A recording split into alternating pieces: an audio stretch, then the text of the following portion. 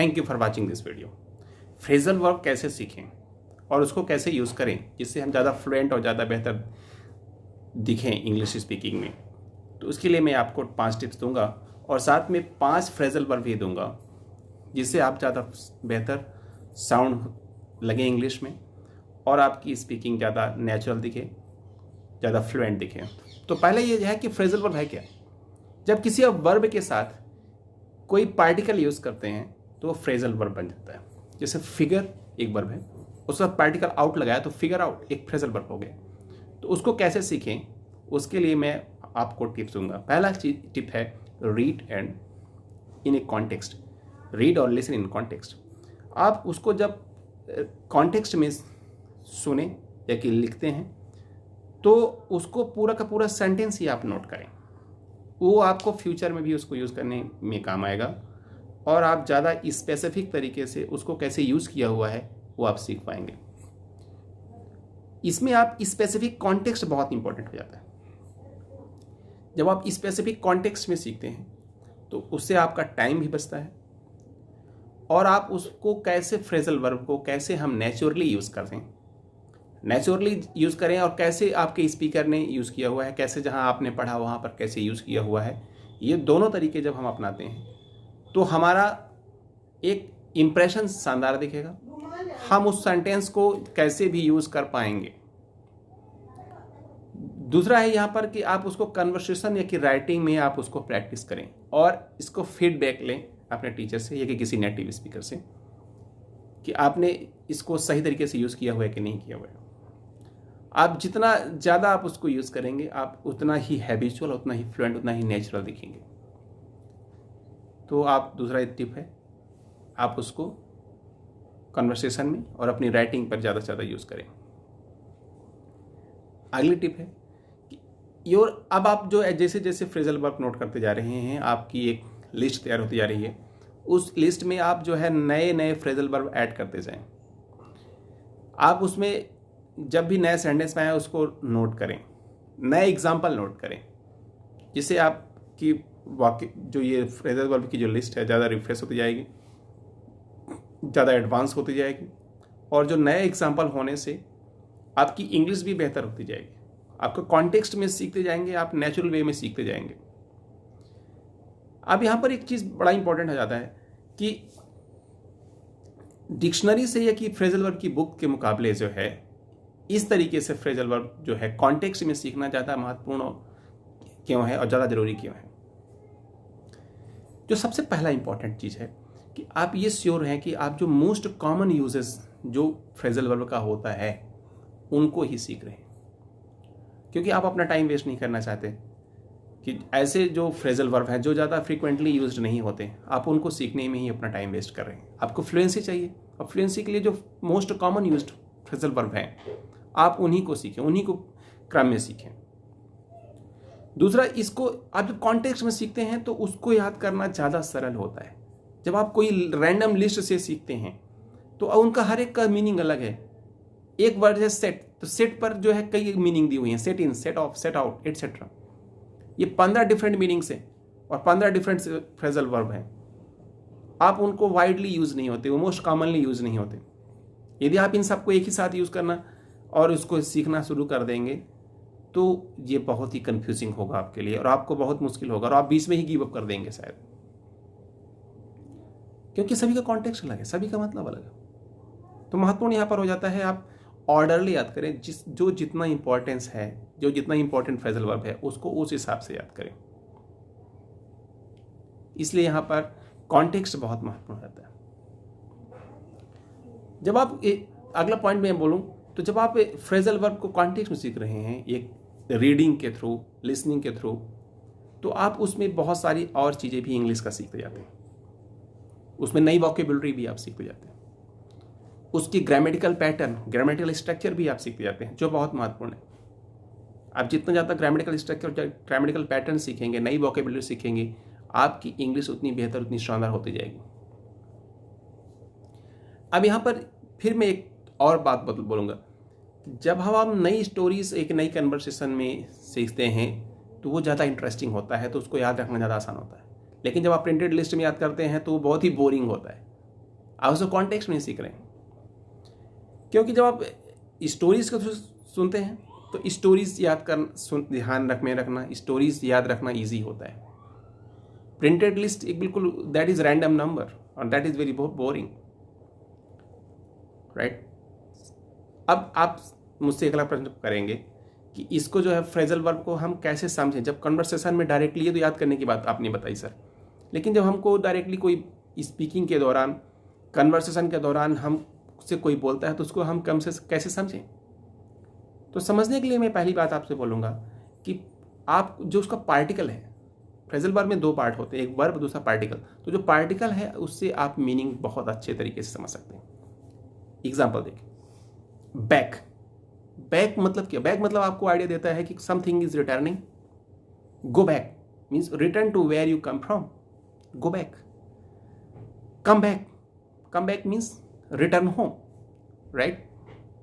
Take back means withdraw a comment. Take back your comment means withdraw a comment, right? तो आपने particles से ही आप काफ़ी अंदाज़ा लगा सकते हैं, पार्टिकल्स के थ्रू ही आप समझ सकते हैं कि इसका मतलब क्या हुआ। एक और एग्जांपल लेते हैं, अप। अप मतलब आइडिया देता है कि अपवर्ड मूवमेंट, कोई मूवमेंट है जो ऊपर की तरफ हो रही। In lift me up, you can imagine कि एक कोई चाइल्ड है जो अपने पेरेंट्स को बोल रहा है कि hold her up so she can see something, lift me up, right.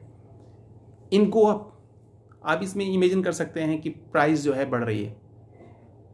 Example sentence में दिया, बोलूं कि potatoes price are going up, right. Potatoes की जो आलू की जो कीमतें हैं बढ़ रही हैं। गो अप मीन्स प्राइस को बढ़ने की बात कर रहे हैं। लेकिन एक बात यहाँ पर फिर भी ख्याल में रखना जरूरी है कि सिर्फ और सिर्फ पार्टिकल्स का मतलब ही हम समझ लेने से हमारी पूरी बात नहीं बनने वाली। आपको पूरा फ्रेजल वर्ब समझने के लिए दोनों ही चीज़ों का समझना जरूरी है। हाँ, पार्टिकल्स के से एक आपको हिंट लग सकती है, जैसे टेकअप। टेकअप मीन्स क्या होता है? Start doing something, as in take up a hobby. And make up means become friends again after an argument. एक आर्गुमेंट के बाद भी आपको फ्रेंड्स बन जाए। तो टेकअप एंड मेकअप देखा आपने। तो पहली चीज मैंने आपसे क्या बोला? पार्टिकल्स। दूसरा आप यहां पर से महत्वपूर्ण है कि use the context to help you understand. आप उसका जो कॉन्टेक्स्ट है उस कॉन्टेक्स्ट को समझने की कोशिश करें। आपको अच्छे से समझना है तो कॉन्टेक्स्ट को समझना जरूरी है। जैसे आप जब पूरा का पूरा सेंटेंस स्ट्रक्चर देखते हैं, सेंटेंस देखते हैं, तो आप देखते हैं कि उसका उस पूरे फ्रेज का एक मीनिंग क्या है उसको गेस कर सकते हैं।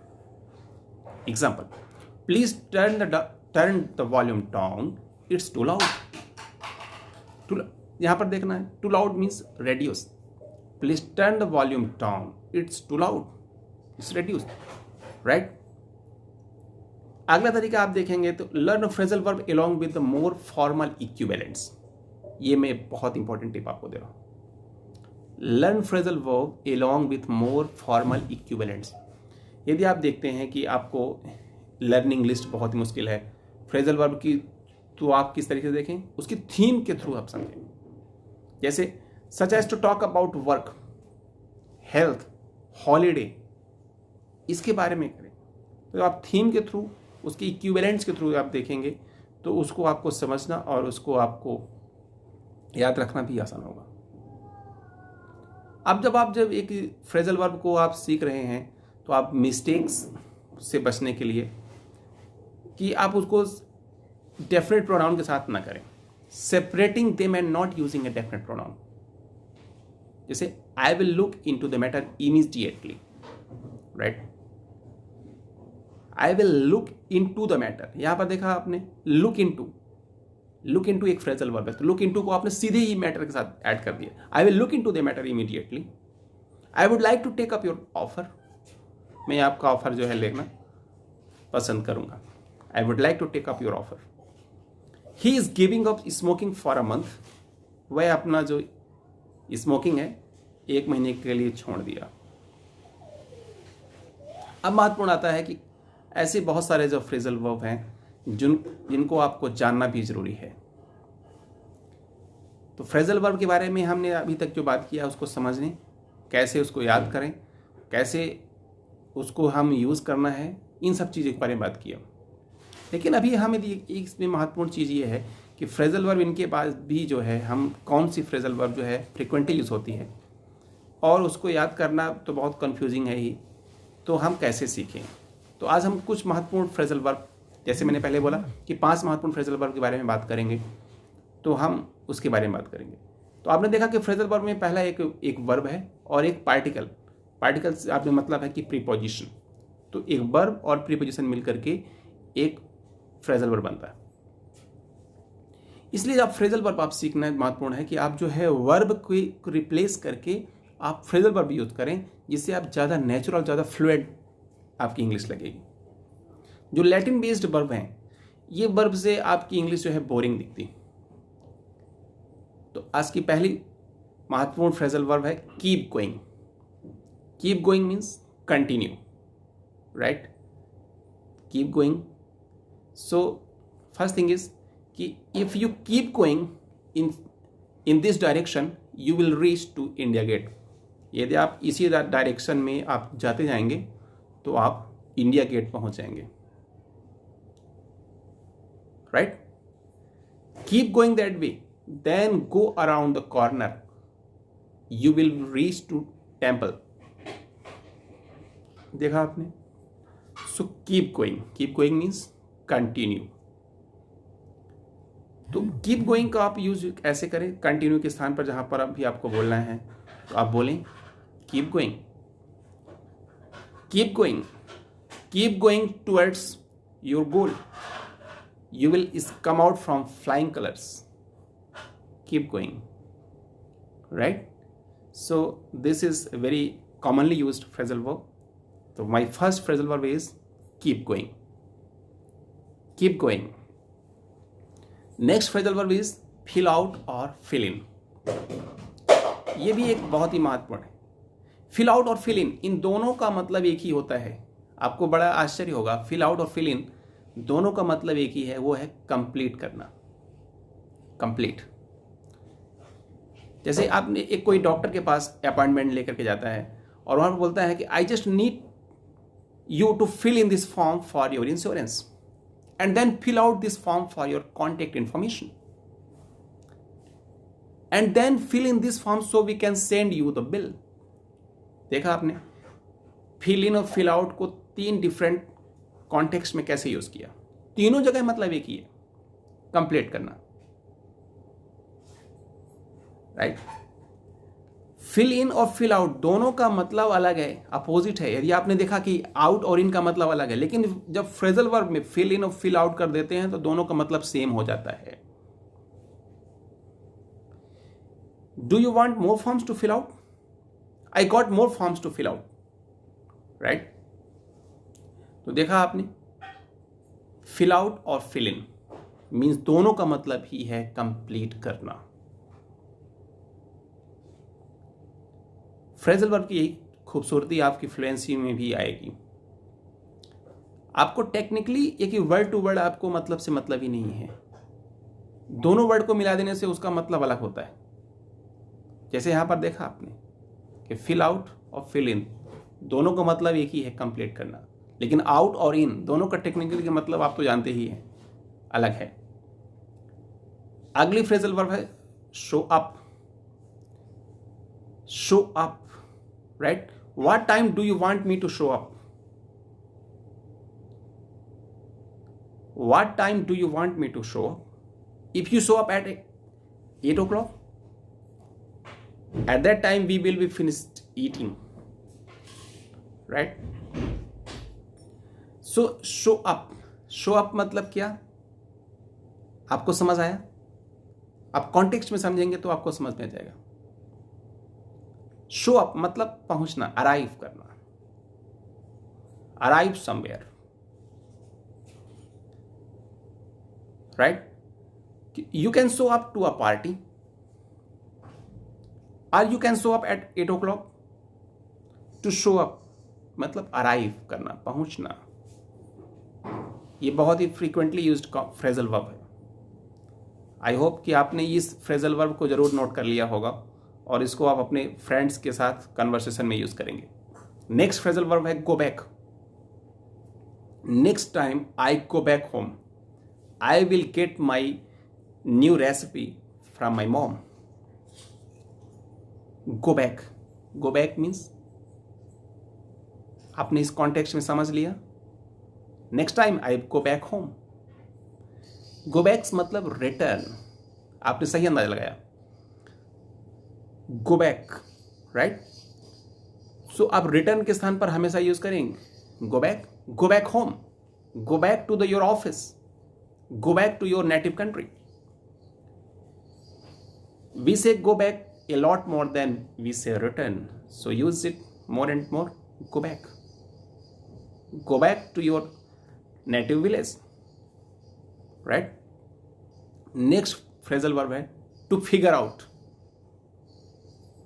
Figure out मतलब आप सेंटेंस का एग्जाम्पल मैं बताता हूं, उससे आप अंदाजा लगाइएगा फिगर आउट मतलब क्या होता है। Well,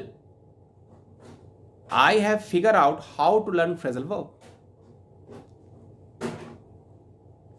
okay, we figure out the problem.